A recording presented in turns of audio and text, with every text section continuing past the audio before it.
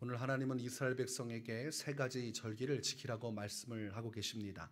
첫 번째가 무교절이고, 두 번째가 맥추절이고, 세 번째가 수장절입니다. 여기에서 무교절은 7일간 진행되고, 하나님께서 애굽에서 구원하실 때 7일간 누룩을 넣지 않은 떡을 먹었던 그 기간을 기억하면서 7일 동안 누룩을 넣지 않은 무교병을 먹는 그런 기념일이라고 할 수가 있겠습니다. 이 무교절에 대해서는 신명기 16장 3절에 기록을 하고 있습니다. 유교병을 그것과 함께 먹지 말고 이래 동안은 무교병 곧 고난의 떡을 그것과 함께 먹으라. 이는 내가 애굽 땅에서 급히 나왔음이니 이같이 행하여 내 평생에 항상 내가 애굽 땅에서 나온 날을 기억할 것이니라.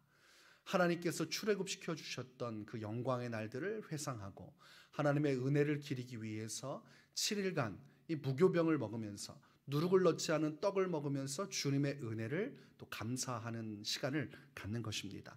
가장 어려웠지만 하나님의 은혜가 컸던 그 긴박했던 순간들을 다시 재현함으로 그 감격을 회복하는 것이지요. 그리고 맥추절은 보리와 밀을 수확한 후에 그 첫 소산을 하나님께 바치는 절기입니다. 다른 말로 처음 거둔 열매를 하나님께 바친다 해서 초실절이라고도 하고, 그리고 칠칠절이라고도 합니다. 그리고 다른 말로는 또 오순절이라고도 합니다. 출애굽기 34장 22절에 보니까 칠칠절 곧 맥추의 초실절을 지키고 이렇게 말합니다. 그래서 맥추절, 초실절, 칠칠절, 그리고 오순절. 맥추절은 6월절로부터 50일이 지난 날이라고 해서 오순절 이렇게 표현합니다. 이 오순절날 성령께서 강림하셨다. 우리 기록하고 있지요. 그래서 맥추절날, 칠칠절날, 초실절날, 오순절날 하나님께서 역사하셨다. 이렇게 우리가 이해를 할 수가 있겠습니다. 맥추절의 핵심은 하나님께서 주신 것에 감사하는 마음으로 곡식을 하나님 앞에서 첫 소산을 아주 잘 하나님 앞에 정갈하게 드리는 것입니다. 그래서 본문 19절에 보니까 내 토지에서 처음 거둔 열매의 가장 좋은 것을 가져다가 너의 하나님 여호와의 전에 드릴지니라. 곡식을 하나님 앞에서 추수했을 때 가장 먼저 나오는 것 중 가장 좋은 것들을 주께 드리는 것, 하나님 앞에 감사의 것을 드리는 것, 주께서 주셨으니 주께서 주신 것 중에 가장 소중한 첫 것을 하나님께 바칩니다. 이렇게 감사를 표하는 것입니다. 그러나 하나님 앞에 온전한 제사를 드리지 못하고 첫 예물을 온전히 바치지 못해서 하나님 앞에 제사가 거부당한 사람이 있습니다. 창세기 4장에 보니까 그것이 바로 가인이었습니다. 가인은 하나님께서 주신 이 땅의 소산 중에 좋은 것을 바치지 않고 제대로 제사하지 못해서 그의 제사는 거부당했지만, 아벨은 자신이 하나님 앞에 받은 것을 온전히 구별하여서 가장 좋은 것을 주께 바쳤습니다. 그랬으면 하나님 앞에서 가인이 회개하고 더 좋은 것으로 하나님께 바쳐야겠구나, 내 정성이 부족했구나, 이렇게 생각을 해야 되는데 오히려 분노해서 자신의 동생을 쳐 죽입니다. 그것을 통해서 우리가 무엇을 깨닫습니까? 그의 행실을 통해 그가 얼마나 형편없는 제사를 드렸을지를 우리가 추측할 수가 있는 것이죠.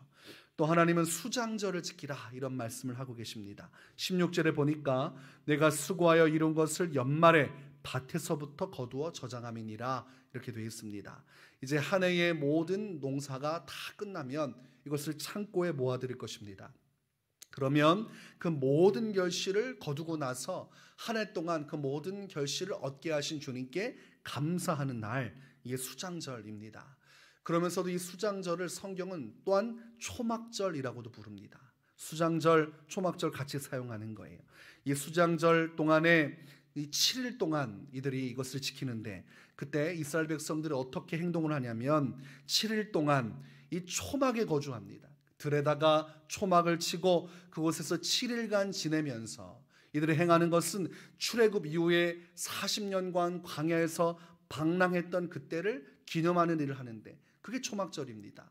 하나님 안에서 이 초막절과 수장절이 같은 일시에 같이 드려지니 같은 언어로 사용을 하지요. 한국교회는 현재 보리의 추수 때를 기념해서 7월에 맥추감사 주일로 지키고, 또한 1년의 모든 농사가 마쳐지는 11월에는 추수감사 주일을 지킵니다. 어떤 한 매체를 보니까 이단단체가 한국교회를 비난하는 글을 올려놨습니다.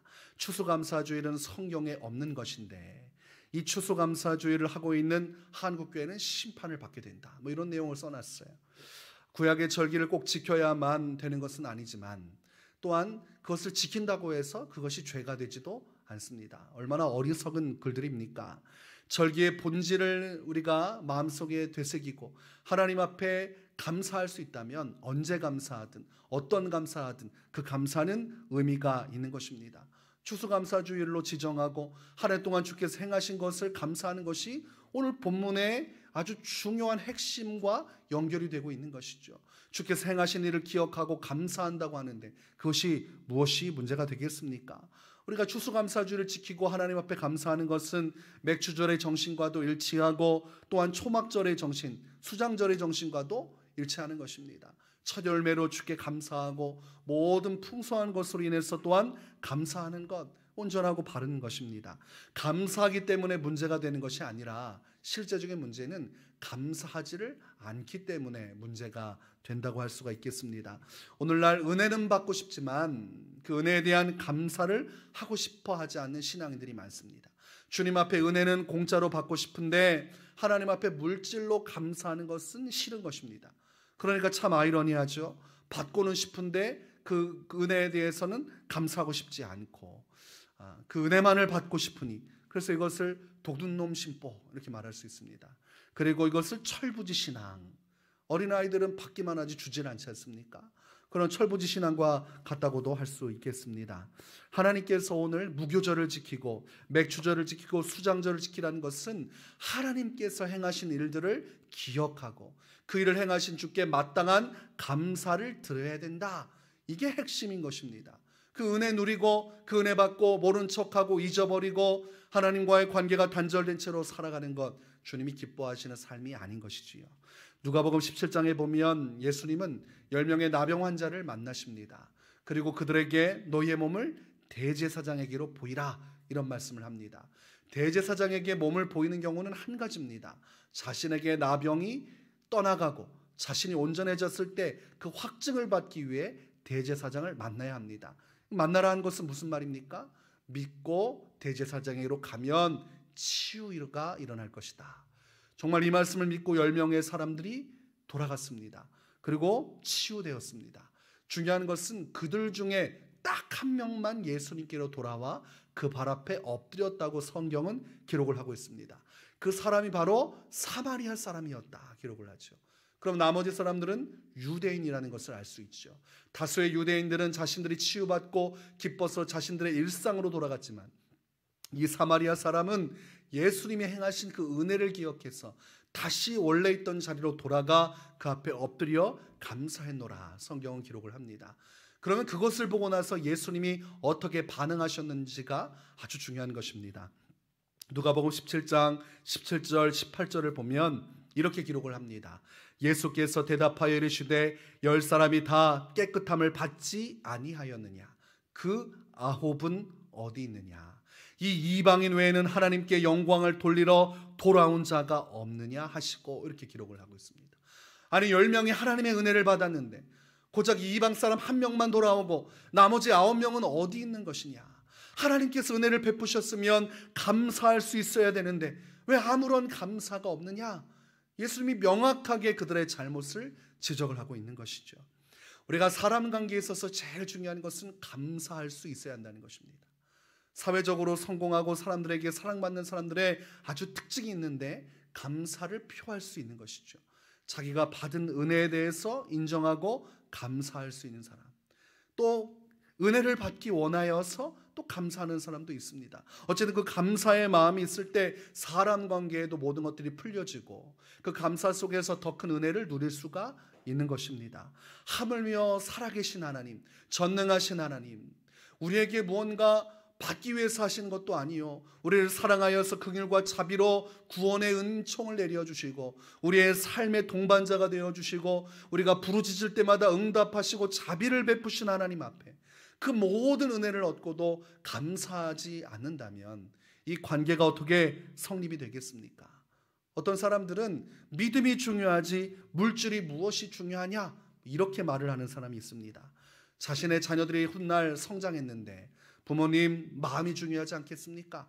라고 하면서 돈 한 푼 부모를 위해서 쓰기를 인색하게 한다면 그때 뭐라고 말하겠습니까? 아, 그래, 내가 네 진심은 알지, 이렇게 말하겠습니까? 세상 사람들은 은혜를 받고도 부모에게 감사하지 못하는 자녀를 불효자라고 합니다. 아무것도 감사하지 않고 감사할 줄도 모르고 인색하고 부모를 돌아보지 않고 부모의 노년에 아무것도 하지 않으면 그게 불효자입니다. 우리가 하나님 앞에서 불효자 신앙이 돼서는 안 됩니다.